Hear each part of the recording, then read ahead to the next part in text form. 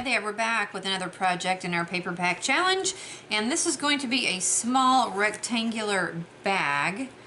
And so what we're going to do is we have our paper here. It is 6 inches by 3 3/4, and on the bottom of your paper, so my paper obviously has a pattern, and this is the bottom, so I'm going to stick my bottom side on the left-hand side of the scoreboard, and I'm going to score it at 3/4 of an inch, like that. Then I'm going to place that score line up close to the top of the board, and I'm going to score the 6-inch side, excuse me, at 1/2 inch, excuse me, 1 1/4, 3 1/4, and 4. Okay, that's not what I wanted to do. What you want to do is you only want to score to the score line. You don't want to score all the way. The only one you want to score all the way on is this 1/2 inch, because this is going to bring everything together. I probably have just messed this up. I bring everything together. We can try it, we'll see.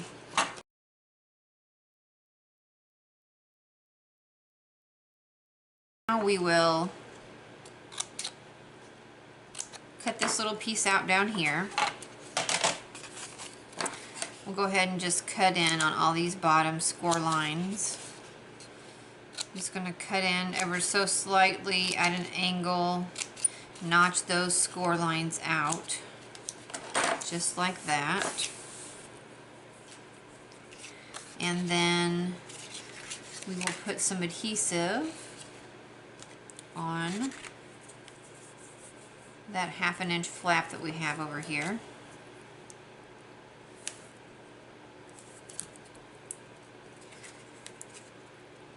There we go.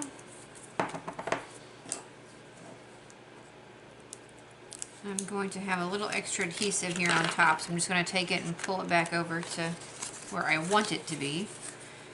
We're going to line up the score line here with the edge of our paper, just like that, and push those things together. This should be the only rigid line that you have on the whole thing, except I goofed and I scored all the way up on those guys. So now what you want to do is you want to fold in your little flaps on the side.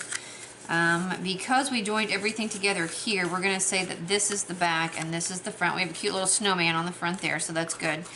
We're going to fold the back part in, and then we're going to put some adhesive on this front flap, maybe.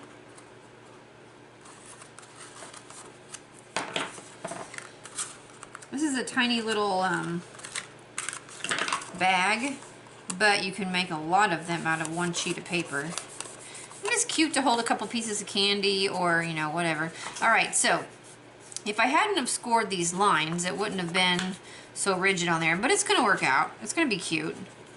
So basically you should have a smooth looking bag, just like that. Alright, now I've cut these strips here, and I've cut them at 1/4 of an inch. I have 2 that are 1/4 of an inch by 6 inches, and 2 that are 1/4 of an inch by 12 inches, because I wasn't for sure what I was going to need. I'm going to grab my 1/8 of an inch score tape to use on my little pieces of paper. And what we're going to do is we're going to take the 6-inch pieces, and we're going to make a strip down the bottom like this. Let's see if that'll be enough there. And let's see if this is enough for up here. Yep, so that'll do top and bottom. But before I do the top and the bottom, what I want to do is take the long strips, and I was envisioning going all the way, like from the bottom of the box, the corner down here. I guess it's, you know, convenient I put those lines on there because I can see the edge. And put it so that it Goes from one end to the other like that. And then when I wrap my trim around the bottom and the top, it'll cover up these handles.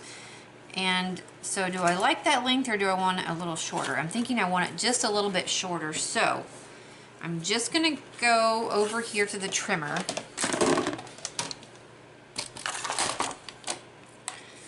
And let me make sure these are 12 inches to begin with because I don't think I trimmed them down. Yeah, so these are 12 right now. So I'm just gonna slide over here to the inch mark and cut them down so that they're at 11 inches. And I think that'll be good. I mean, I want a little bit of a handle to hang on to, but I don't want it to be super duper long. So we'll save those pieces for something else. We can use them for bows or something. Okay, so let me go ahead and we don't want adhesive on the entire handle. We just want it on the part that's going to touch the box.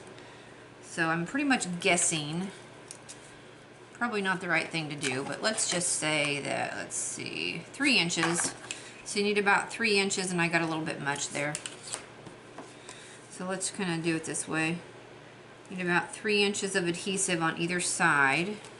We'll grab this one too and do this while we're at it. Maybe.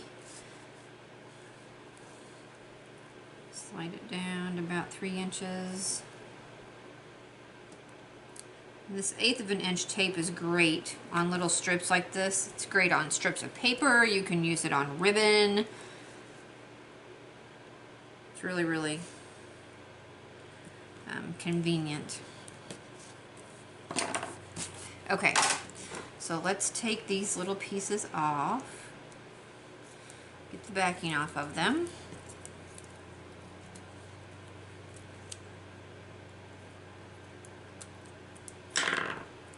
Alright, so now, okay, that's the back, this is the front.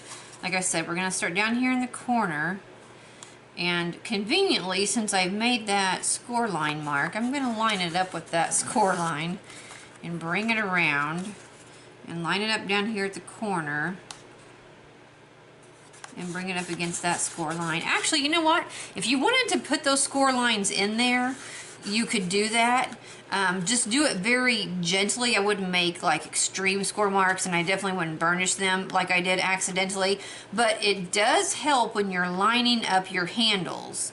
So, and you know, keep everything kind of together. So I don't know, maybe that was a, you know, I thought it was a mistake, but it actually is working out to my benefit, so that's good.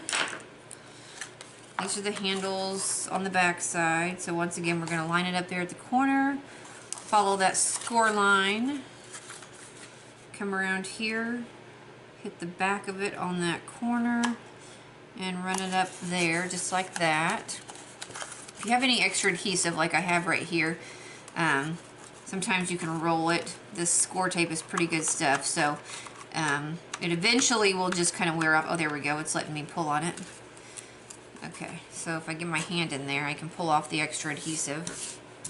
Okay, so now we have our little handles. Let's grab our 6-inch pieces. I'm going to use the 1/8 of an inch score tape again. We're going to go all the way down this strip because this is going to go on the bottom. Alright, so this is the front of our box, so we'll kind of line it up so that we're hitting the middle of that strip with the middle of the box. Wrap it around, meet everything up together, wrap that around. Okay, so that's the bottom. Now we'll get us a piece here. Once again, this is 1/4 of an inch by 6 inches. This is a good way if you have some 6x6 paper. And actually, because we started out with 3 1/4 by 6, if you have one of those paper pads that are 4 1/2 by 6, you could use that paper pad for a project like this.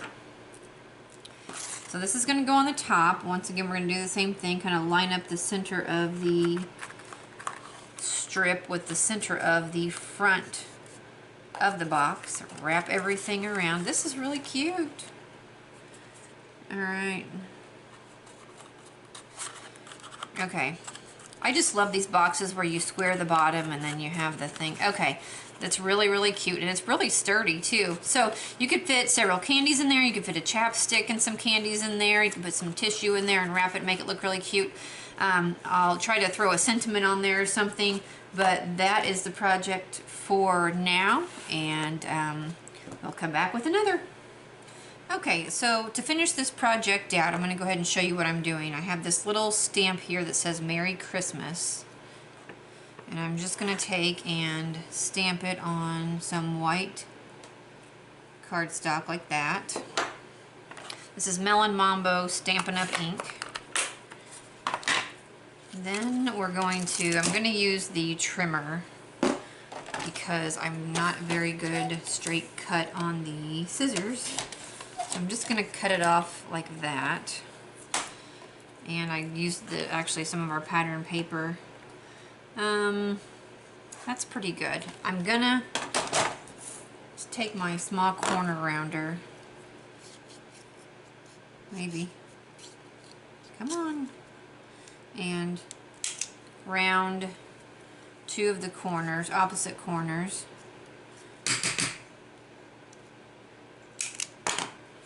So I rounded the top right, or sorry, the top left and the bottom right.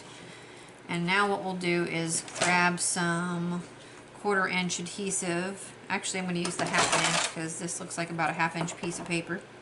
Perfect. And